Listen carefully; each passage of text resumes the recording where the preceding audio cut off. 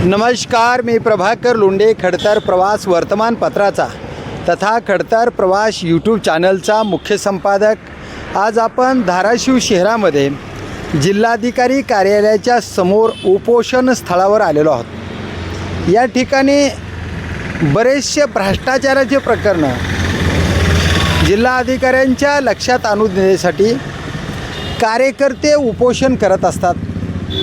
पण हे उपोषण जे आहे ते खूप मोठ्या प्रमाणात भ्रष्टाचाराचं उपोषण आहे। आपण त्या भ्रष्टाचार उघडकीस आणणाऱ्या क्रांतिकारी शेतकरी संघटना या संघटनेचे जिल्हाध्यक्ष भास्कर महादेव वारे सर या ठिकाणी आहेत। आपण त्यांना विचारूया नेमकं कशा प्रकारे हा भ्रष्टाचार झाला आणि भ्रष्टाचार करणाऱ्या माणसांनी संबंधित माणसांना अधिकाऱ्यांना हाताशी धरून कसा घोळ केलेला आहे आणि तो घोळ किती रुपयाचा आहे हे आपण सर्व विचारणार आहेत। आपल्यासोबत आहेत भास्कर महादेव वारे, जिल्हाध्यक्ष क्रांतिकारी शेतकरी संघटना। या संघटनेचे ते चांगले कार्यकर्ते आहेत। आपण त्यांना विचारूया। सर नमस्कार, खडतर प्रवासमध्ये आपलं स्वागत आहे। नमस्कार। नेमकं हा प्रकार कसा घडतोय आणि कोणत्या अधिकाऱ्याला हाताशी धरून संबंधित अधिकारी भ्रष्टाचार करतात, काय सांगाल याच्यावर? आपण तर पाहिलंच की मागील महाराष्ट्र दिनी मी एक आत्मदानाचं निवेदन दिलं होतं। बरं, की धाराशिव जिल्ह्यामध्ये जे शेतकऱ्यांना वाटप करण्यासाठी शासन स्तरावरून ज्या निविष्ठा येतात त्या निविष्ठ्यामधून फक्त बियाणे हे शेतकऱ्यांना वाटप केले जातात। बरोबर। पण त्यानंतर जे औषध येतात फवारणीसाठी ते औषध मात्र आल्यानंतर शेतकऱ्याला वाटप केले जात नाही। बरं, ते औषध आल्यानंतर गोडाऊनला ठेवलं जातं आणि ते पूर्ण पीक निघून गेल्यानंतर ते काळ्या बाजारात विक्री केलं जातं। याबाबत पूर्ण पेपरला बातम्या आलेल्या आहेत। त्याचं निवेदन मी माननीय आयुक्त साहेबांना दिलेलं आहे, पण त्याच्यावर अद्यापर्यंत कुठली कारवाई नाही। कुठली चौकशी झाली, चौकशी करून अधिकारी गेले, परंतु अद्यापर्यंत त्याच्यावर कारवाई झालेली नाही।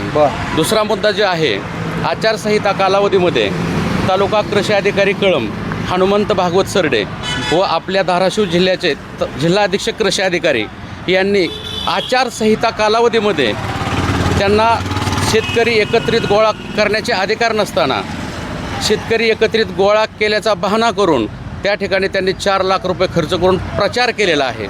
याबाबत मी 2 महिन्यापासून जिल्हाधिकारी साहेबांना निवेदन दिलेलं आहे।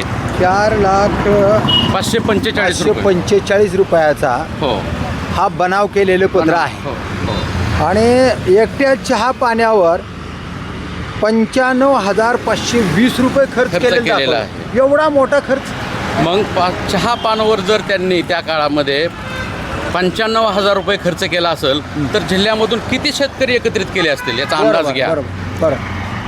आणि एवढा खर्च निसता चहा पाण्यावर केलेला आहे, तर मग शेतकरी एवढे गोळा केलेले काय पुरावे आहेत, कुठं आहे काय नेमकं?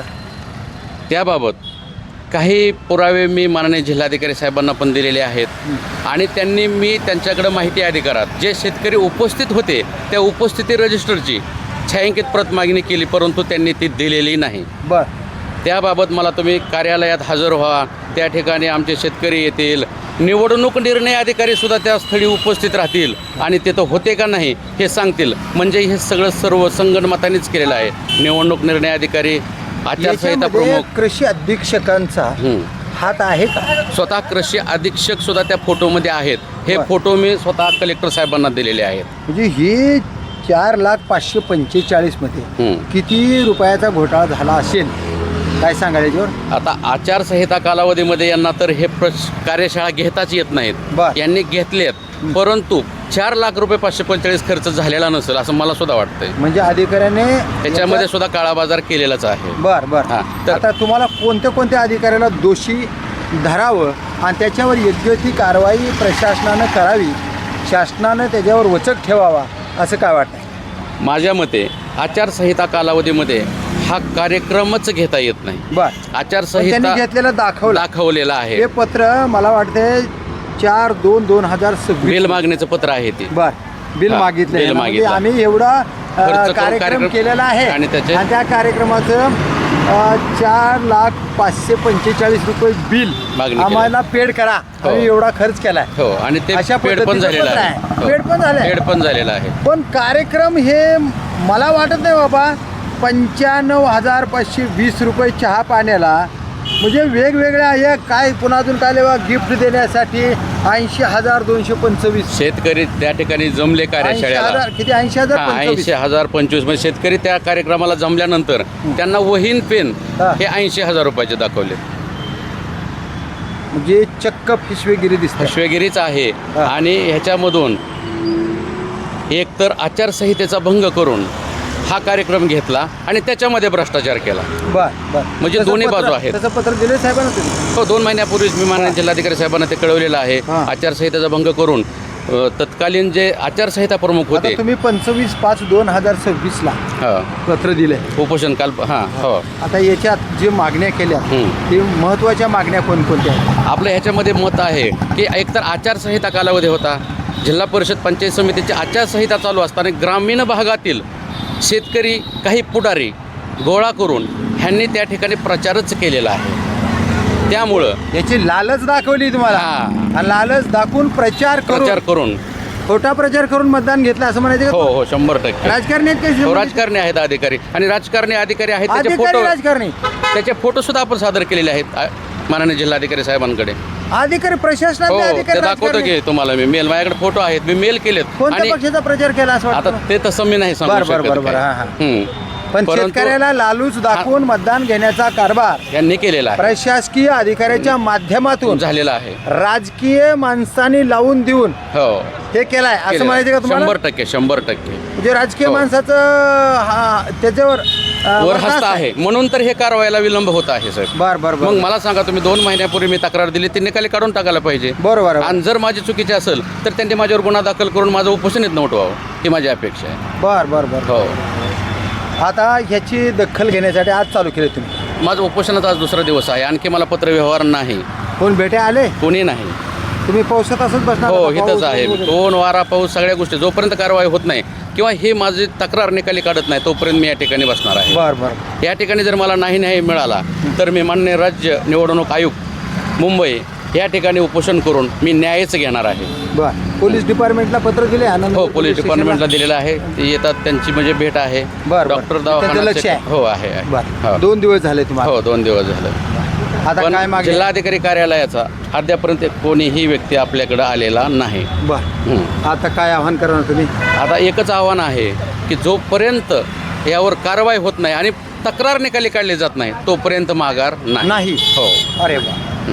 तर बघा, हे क्रांतिकारी शेतकरी संघटनेचे जिल्हाध्यक्ष भास्कर महादेव वारे आहेत. यांचं मत आहे की हे बनाव करून अधिकाऱ्यांनी 4,545,000 रुपयाचा हा एक कार्यक्रम घेतला आहे आणि तो कार्यक्रम आचारसंहितेचा भंग केला आहे असा आरोप आहे. आचारसंहितेच्या काळामध्ये घेतला आहे आणि खर्च असा अवाढव्य नुसत्या चहा पाण्यावर 95,520 रुपये आणि गिफ्ट देण्यावर 80,025 रुपये. बाकीचा इतरही खर्च या पत्रामध्ये आहे. एवढा मोठा खर्च करून भ्रष्टाचार करण्याचा हा एक चांगल्या पद्धतीचा कावा आहे. या अधिकाऱ्यावर याची चौकशी करावी. चौकशी करून जो दोषी आहे त्याच्यावर योग्य ती कारवाई करावी, गुन्हे नोंद करावे आणि हे जे भ्रष्टाचार करणारे अधिकारी आहेत त्याच्यावर जिल्हाधिकारी साहेबांनी योग्य ती कारवाई करून हे प्रकरण कायमचं निकाली काढावं अशीच मागणी संबंधिताची आहे. तर बघूया येणाऱ्या काळामध्ये जिल्हाधिकारी साहेब असे भ्रष्टाचार करणारे जे कोण अधिकारी आहेत त्या अधिकाऱ्यावर काय नेमकी कारवाई होणार याकडेच लक्ष आता जनतेचं आहे, शासनाचं आहे, प्रशासनाचं आहे आणि प्रशासनामध्ये जिल्ह्याचे मेन म्हणून जिल्हाधिकारी साहेब तुमच्याकडे बघितलं जाते. बघूया तुम्ही या प्रकरणात काय करतात ते येणाऱ्या काळातच. मी प्रभाकर लोंढे, खडतर प्रवास वर्तमानपत्राचा तथा खडतर प्रवास यूट्यूब चॅनलचा मुख्य संपादक. या चॅनलला सबस्क्राईब करा, शेअर करा, लाईक करा, बेल आयकॉनचे बटन दाबा आणि भ्रष्टाचाराचं समूळ नष्ट झाला पाहिजे भ्रष्टाचार या विषयावर आपले विचार कमेंट बॉक्समध्ये नोंद करा.